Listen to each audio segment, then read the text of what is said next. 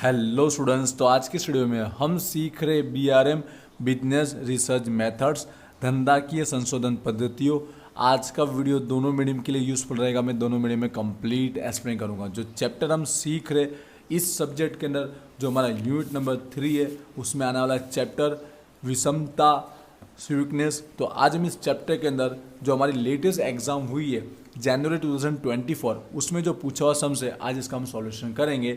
जहां पर हमें दो टॉपिक सीखने को मिलेगा, एक तो हमारा बाउली और साथ में P4। और बोलना चाहूँगा इस यूनिट के अंदर ऑलरेडी 7 वीडियो अपलोड हो चुके हैं। यूनिट के अंदर 7 वीडियो अपलोड हुए, जिसमें इस चैप्टर का आपको 2 वीडियो देखने को मिलेंगे। तो वो 2 वीडियो भी जरूर देखिएगा, जिसमें ये टॉपिक हमने ऑलरेडी कवर किया हुआ है। तो यहाँ पर एक तरह का देखा जाए तो रिवीजन ही होने वाला है। तो चलिए सम सॉल्यूशन करते हैं, और इसके बेस पर सेम आपको बुक के अंदर में प्रैक्टिस करने के लिए 2 से 3 सम्स देने वाला हूँ, इसलिए वीडियो को एंड तक जरूर देखिएगा।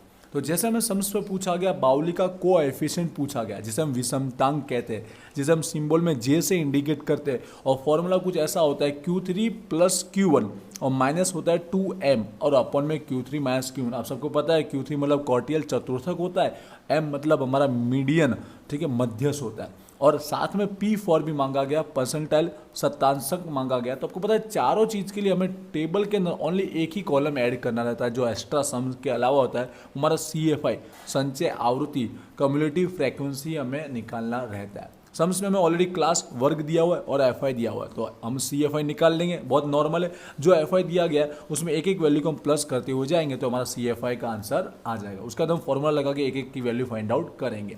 तो CFI के लिए फर्स्ट वैल्यू जो दी है ऐसे कैसे हम लिख देंगे, तो 5 + 8, तो सेकंड के लिए कितना हो जाएगा, 13 हो जाएगा। जो आया उसी में आपको ऐड करना है। 13 + 17 करेंगे तो कितना हो जाएगा, 30 हो जाएगा। फिर 30 + 20 करेंगे तो हमारा 50 हो जाएगा। 50 + 18 तो हमारा 68 हो जाएगा। 68 में प्लस करेंगे 15, 83, और 83 + 10 93, और लास्ट 93 + 7 जो हो गया हमारा 100। ये जो 100 फाइनल आएगा वो एक तरह से क्या होता है, FI का टोटल ही किया हमने, यहाँ पर टोटल ही किया ना आखिर में, इसलिए n बराबर आपको वही 100 मिलेगा। ठीक है, जिसे हम n से इंडिकेट करते हैं FI के अंदर। बस इसी का हमें टोटल करना है, बाकी किसी का टोटल करना होता नहीं है। अब सम सॉल्यूशन करते हैं, तो पहले हम बाउली सॉल्यूशन कर रहे हैं। ठीक है, तो पहले ये सब वैल्यू हम फाइंड आउट कर लेते हैं, फिर P का भी हम सॉल्यूशन करेंगे। तो पहले हम निकालेंगे Q1। तो आपको पता है कि इसके लिए फॉर्मूला बहुत इजी होता है, हमेशा n तो हमारा आएगा, यहाँ +1 नहीं आएगा। क्यों नहीं आएगा, क्योंकि ये वर्ग वाला सवाल है, क्लास वाला है, इसलिए +1 आएगा नहीं। अपन में हमेशा फिक्स 4 आएगा, क्योंकि ये क्वार्टियल है ना, चतुर्थक, इसलिए अपन में हमेशा 4 ही आएगा। और इंटू में हमें क्या लिखना है, जो मांगा गया है, टोटल 3 ही होते हैं, 1 2 3, तो 1 मांगा गया तो इंटू में 1 होगा। ऐसा इसलिए लिख के याद करें जिससे हमें पता चले कि 2 फाइंड आउट करना तो यहाँ पे 2 आएगा, 3 फाइंड आउट करना तो यहाँ पे इंटू में 3 आएगा। जैसे फॉर्मूला बना कैसे वो भी हमें याद रहेगा। वैल्यू रखते हैं, n बराबर टोटल कितना, 100। 1 नहीं लिखूंगा, एक ही बात है, समझ गए होंगे। 100 डिवाइड में 4, तो यहाँ पर 25 आएगा। ये 25 के बेस पर हमें क्या फाइंड आउट होता है, क्लास वर्ग डिसाइड होता है। ये हमें कहाँ देखना रहता है, जो हमने कॉलम ऐड किया CFI, इसका इसी के लिए यूज होता है। तो 25 देखना कहाँ तक आ रहा है, किस वैल्यू में 25 एग्जैक्ट आ रहा है। ठीक है, तो यहाँ पर देखिए 30 के अंदर 25 आ जा रहा है, तो इसके सामने का वर्ग सिलेक्ट किया जाएगा, मतलब इस वर्ग के अंदर हमको Q1 का आंसर मिलेगा। ऐसा मैं कर रहा हूँ, आप ना करें तो चलेगा। ठीक है, जिससे हमें क्या वैल्यू इजीली लिखने में आसानी रहेगी। इसमें से हमें Q1 का आंसर मिलेगा। तो ये होने के बाद आपको पता है, जैसे हमें क्लास फाइंड आउट हो चुका है, वर्ग क्या मिला, 20 से 30 मिला है, इसी में से हमें Q1 का आंसर मिलेगा। तो इसके लिए हमें L का आगे फॉर्मूला लगाना पड़ता है। जो L का फॉर्मूला हर एक के लिए टॉपिक एक ही होता है, चाहे Q निकालो, चाहे M निकालो, चाहे P निकालो, चाहे D निकालो, आप लोग को पता ही होगा जो मैं वर्ड यूज़ कर रहा हूँ। तो L वाला फॉर्मूला एक जैसा ही होता है। यहाँ पर स्टार्टिंग में L होता है, फिर प्लस करके यहाँ पे माइनस में क्या आता है, CFI, अपन में क्या आता है FI, और इंटू में C। इतना हमेशा फिक्स ही रहता है। और जस्ट यहाँ पे कौन सी वैल्यू आती है, जो हमने यहाँ फाइंड आउट की है वो वैल्यू आती है। वो वैल्यू के लिए यहाँ पे जो हमने लिखा है वो हमें लिख देना रहेगा। यहाँ पे n अपन में 4, इंटू में 1 लिखो, ना लिखो, एक ही बात। आई होप ये क्लियर हुआ, फॉर्मूला बना भी कैसे है। ठीक है, पिछले वाली वीडियो में मैंने आपको समझाया होगा। अब वैल्यू रखते, L मतलब क्या था, उस वर्ग की फर्स्ट वैल्यू। ये ध्यान से समझेंगे हम कि इस वर्ग को के अंदर माइनस करना है कि नहीं करना। तो यहाँ पे आपको सम्स में देख लेना है, जो इसका एंडिंग है वही इसका स्टार्टिंग है या नहीं, दोनों इक्वल होने चाहिए। अगर इक्वल ना हो तो आपको करना पड़ता है, बीच में जितना डिफरेंस हो उसका आधा करके यहाँ पे माइनस करने का और यहाँ पर प्लस करने का। ठीक है, सम्स में जो प्रैक्टिस करने की दूंगा उसमें आपको समझाऊंगा, इस टाइप के सम्स में देने वाला हूँ। ठीक है, एंड तक देखना। तो L यहाँ पे तो 20 वही का वही आएगा, कोई प्लस माइनस आपको करना नहीं है, क्योंकि दोनों क्या है, सेम है। तो यहाँ पर 20 प्लस n अपन में 4 कितना है, 25। अब बाकी सबकी वैल्यू समझेंगे हम। तो सी एफ मतलब क्या होता है, उसी वर्ग का जो सी एफ आई आया वो नहीं, उसके पहले का सी एफ आई लेना। क्यों? जिससे आंसर जो रहेगा वो प्लस में आएगा, क्योंकि उससे छोटी वैल्यू रहेगी हमेशा। तो यहाँ पर आएगा 13। एफ आई का मतलब क्या है, उसी क्लास के सामने की आवृत्ति। एफ आई मतलब उसी वर्ग की आवृत्ति। सी मतलब ओनली उसी के बीच का डिफरेंस देखना, क्योंकि यार डिफरेंस इक्वल हो ऐसा जरूरी होता नहीं, हर एक का अलग अलग हो सकता है। तो जो हमारा क्लास आया उसी के बीच का आपको डिफरेंस देखना रहेगा। तो यहाँ पे डिफरेंस कितना आ रहा है, 10 आ रहा है। अब इसको नॉर्मल तरह से सॉल्व कर लेते हैं हम लोग। पहले क्या करेंगे, हमेशा माइनस करेंगे। तो 25 माइनस 13 करेंगे तो 12 आएगा। 12 इंटू में 10 में एक ही साथ में कर, तो अब अलग अलग स्टेप में बता सकते हो। 120 अपन में क्या है हमारा 70, क्या कर देंगे हम, डिवाइड कर देंगे। तो 20 प्लस पॉइंट में 7.058, आप चाहो तो पॉइंट के बाद 2 डिजिट लिख सकते हो। तो 27.06 हो जाएगा। 8 के कारण ये हमने एक इंक्रीज कर दिया। तो ये हमारा हो गया आंसर Q1 का। आई होप ये आपको समझ में आया होगा। आगे बढ़ते हैं, नेक्स्ट हमें क्या फाइंड आउट करना है, Q3 भी निकालना पड़े, पहले M निकाल देते हैं। M मतलब आप जानते हैं हमारा क्या होता है, एक तरह का मीडियन मध्यस्थ, जिसको हम Q2 की तरह भी सॉल्व कर सकते हैं, आंसर सेम ही आता है। आप लोग को एक सीक्वेंस पता होगा, M इक्वल क्या होता है, Q2 होता है, और इसी के साथ आपको पता है P50 भी वही होता है, और साथ में D5। इन सब का क्या होता है, सेम ही वैल्यू हमें मिलती है, क्योंकि ये क्या रहता है 50% वैल्यू रखते हैं इसके लिए। अब हम सॉल्व करते हैं, M की तरह ही सॉल्व करेंगे, जो मांगा वही सॉल्व करेंगे।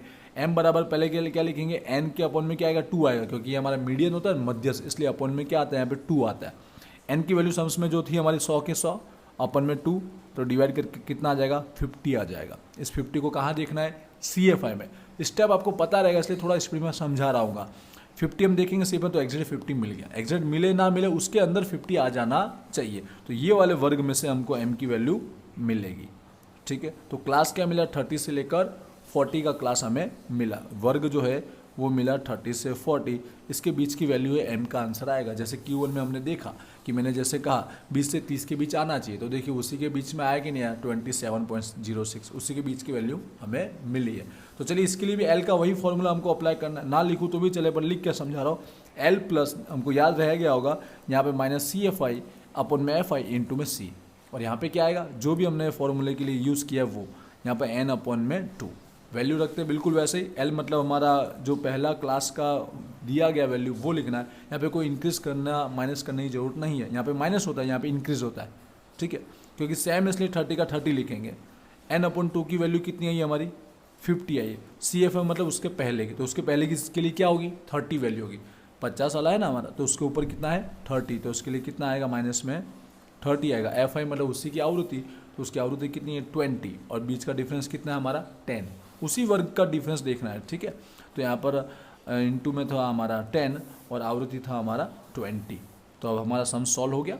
पहले माइनस करेंगे तो कितना आएगा 20 इंटू में 10 करेंगे तो कितना आएगा 200, और अपॉन में 20, और 20 का हम डिवाइड करेंगे तो कितना हो जाएगा 10, और प्लस करके हमारा M हो जाएगा एग्जैक्टली 40 हो जाएगा। आई होप भी आपको समझ में आया होगा, थोड़ा बहुत स्पीड में समझाया हो सकता है क्योंकि आपको पता होगा।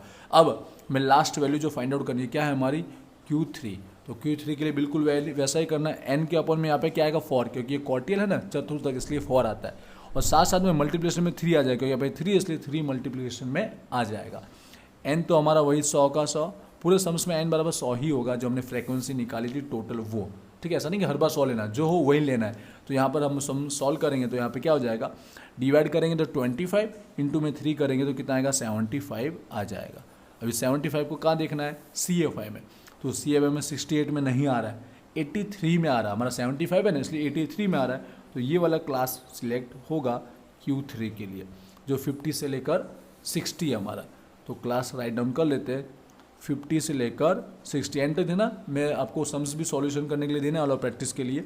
तो यहाँ पर हम फॉर्मूला लगा रहे हैं L, आपको पता चल गया होगा, माइनस CFI अपॉन में FI इंटू में C, और यहाँ पर क्या आएगा, जो भी हमने फाइंड आउट किया उसका जो सेम इट इज़ है वही हमको लिख देना रहेगा। वैल्यू L बराबर कितना आएगा 50 आएगा। यहाँ पे इसका सॉल्यूशन का आंसर कितना आया 75 आया। अब देखिए CFI उसके पहले का, तो इसके पहले का CFI कितना है 68, और साथ में उसकी FI देख लेते हैं 50, और बीच का डिफरेंस कितना है 10 है। समझ गए सारी वैल्यू। तो यहाँ पर उसके पहले का CFI कितना था 68 था, और C डिफरेंस तो वही था हमारा 10 का 10, और FI उसकी आवृत्ति कितनी थी, जैसे हमने देखी 50। सब वैल्यू रख दी। अब हम लोग कर देते हैं सॉल्यूशन। माइनस करेंगे तो कितना आएगा, 7 आएगा। 7 के इंटू में 10 करेंगे तो 70। ऐसा आप भी कर सकते हो, जरूर नहीं कि स्टेप दिखाना जरूरी, इतना हम कर सकते हैं क्योंकि ये हमारा एमकॉम लेवल पर है। 70 डिवाइड में हम 15 करेंगे तो 4.66 आएगा, तो 67 कर देंगे। तो इसको प्लस करके 54.67 ये हमारा हो जाएगा Q3। आई होप ये आपको समझ में आएगा तीनों आंसर, ठीक है। M बराबर 40 आया, Q3 बराबर 54.67 आया और साथ में हमारा जो Q1 है 27 है। आई होप ये क्लियर। और एक तरह से बताना चाहूँगा Q1 का आंसर सबसे छोटा होगा, फिर उससे बड़ा आंसर कितना आएगा हमारा M का आएगा, हमेशा ऐसा रहेगा।